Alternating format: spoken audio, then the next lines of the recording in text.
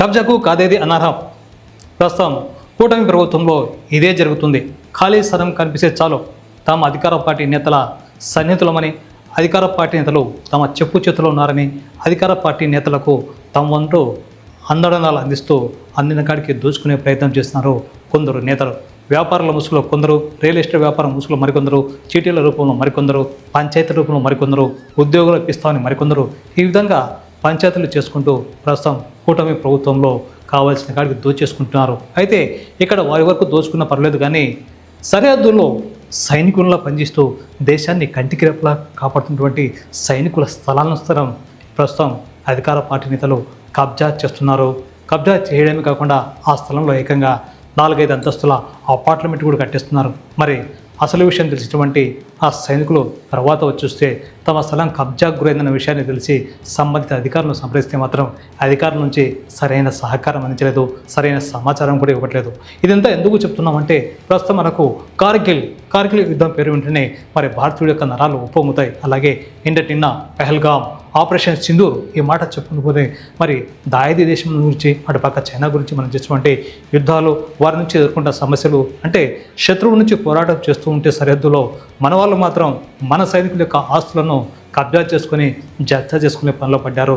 ప్రస్తుతం ఇది నంద్యాల జిల్లా కేంద్రంలో జరుగుతుంది.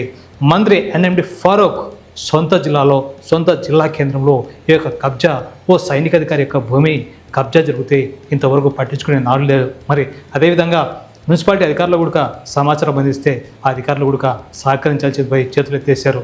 మరి ఈ నేపథ్యంలో గత 4 నెలలుగా ఆ సైనికాధికారి పంజాబ్ సరిహద్దులో ఫిరోజ్పూర్ వద్ద ఈ యొక్క ఉద్యోగం చేస్తున్నటువంటి సరిహద్దు అధికారి రమేష్ బాబు, నంద్యాల జిల్లా గోస్పాడు మండలం యాళ్ళూరు గ్రామం చెందినటువంటి ఈ సైనిక అధికారి తన స్థలం కబ్జా గురైందన్న విషయాన్ని తెలుసుకొని మరి ఆ స్థలం గురించి మాట్లాడుకునే ప్రయత్నం చేసుకునే లోపలే, అంటే సెలవు కోసం అప్లై చేసుకునే లోపలే ఆపరేషన్ సింధూర్ పడడంతో ఆయన సమయానికి ఇక్కడ రాలేకపోయారు. కానీ ఇదే అవకాశంగా తీసుకున్నట్టు కొందరు నాయకులు, ముఖ్యంగా మంత్రి గారి సహచరులని పేరు పడ్డ పబ్బతి వేణుగోపాల్ అనే వ్యక్తి ఈ యొక్క స్థలాన్ని కబ్జా చేశాడని చెప్పి ఆ సైనిక అధికారి ఆరోపిస్తున్నారు. రమేష్ బాబు గత 4-5 నెలల నుంచి తన స్థలం కోసం పోరాటం చేసినప్పటికీ ఇప్పటికీ ఎలాంటి సహకారం అందించట్లేదు అధికారులు. దీంతో కోర్టును ఆశ్రయించారు రమేష్ బాబు.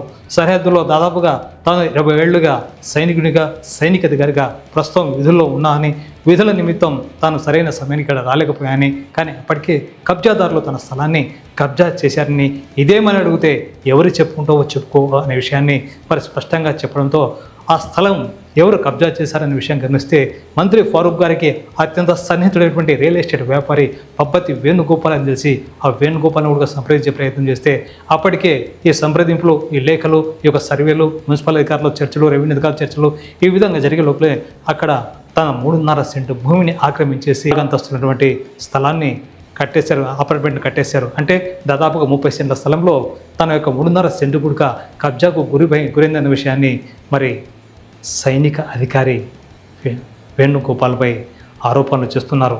ఎందుకంటే మరి సైనికుడిని సరిహద్దుల్లో ఉంటాను, కానీ ఇక్కడ తన ఆస్తిపాస్తులు చూడాల్సినటువంటి స్థానిక నాయకులు కానీ అధికార యంత్రం కానీ ఆ రియల్ ఎస్టేట్ వ్యాపారికి సహకరిస్తున్నారని ఆరోపిస్తున్నారు సైనిక అధికారి రమేష్ బాబు. దాదాపుగా 1998 నుంచి సైన్యంలో పనిచేస్తూ దేశంలోని అనేక ప్రాంతాల్లో, జమ్మూ కాశ్మీర్, పంజాబ్, ఉత్తరప్రదేశ్, మధ్యప్రదేశ్ తదితర ప్రాంతాల్లో ఈ యొక్క సరిహద్దులో ఇతను పనిచేశారు. ప్రస్తుతం సరిహద్దులోనే ఈయన పంజాబ్లోని ప్రాంతంలో పనిచేస్తున్నారు. అయితే ఈ నేపథ్యంలో తన స్థలం కబ్జా గురైన విషయాన్ని తెలిసి మరి ఏమి చేయాలో పాలుపోగా మరి తన స్థలం ఎలా కబ్జా గురైంది, అసలు ఏమి జరిగింది, అక్కడ ఏంటంటే వాస్తవం ఏంటి, తన సర్వే నెంబర్ తదితర వివరాలను వెల్లడిస్తున్నారు సైనిక అధికారి. కబ్జా గురైన తన స్థలం నుంచే మాట్లాడుతున్నారు మరి సరిహద్దులో పనిచేసేటువంటి సైనిక అధికారి రమేష్ బాబు. తనకు జరిగిన అన్యాయాన్ని రాష్ట్ర ముఖ్యమంత్రి, ఉప ముఖ్యమంత్రి, మరి మంత్రి లోకేష్, అలాగే హోంశాఖ మంత్రి అనిత తన సమస్యను పరిష్కరిస్తానని, తనకు న్యాయం జరుగుతుందని భావిస్తున్నారు రమేష్ బాబు.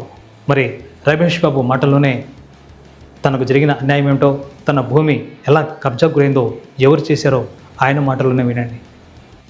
నేను ఆర్మీలో జాబ్ చేస్తూ ఉన్నాను. గత 27 సంవత్సరాలుగా నేను ఆర్మీలో జాబ్ చేస్తూ ఉన్నాను. నా పేరు రమేష్ బాబు. నేను యాళ్ళూరుకు చెందిన వాడిని. నేను ఇక్కడ 3.5 సెంటు 4 సంవత్సరాల కిందట నేను స్థలం తీసుకున్నాను. 3 సంవత్సరాల నుంచి నేను సర్వే కోసం అప్లై చేస్తూ ఉన్నాను. వీళ్ళు సర్వేకు ఏదో ఒకటి బహాన చెప్పి నన్ను టాల్ చేస్తూ ఉన్నారు. ఈ విధంగా చేస్తూ ఉంటే ఈ సంవత్సరం ఫిబ్రవరిలో నేను ఆర్టీఏ పెట్టుకున్నాను కలెక్టర్ గారికి మన ఎంఆర్ఓ గారికి. నా సర్వే నెంబర్ సార్ 663/5 ఇక మూలసాగరం పద్మావతి నగర్లో. నేను అప్లై చేసుకుంటే వాళ్ళు మామూలుగా రిప్లై ఇచ్చిండ్రు, మీరు వచ్చేసి చలానా కట్టి మీ సర్వే చేసుకోండి, మీ స్థలం మీరు తీసుకోండి అని చెప్పని.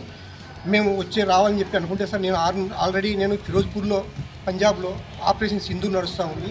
గత 3 నెలలుగా నేను అక్కడే 3 సంవత్సరాలుగా అక్కడే జాబ్ చేస్తూ ఉన్నాను. నేను రావాలని చెప్పి అంటే ఆపరేషన్ సింధూర్ మూలంగా నాకు లీవ్ క్యాన్సిల్ అయిపోయింది.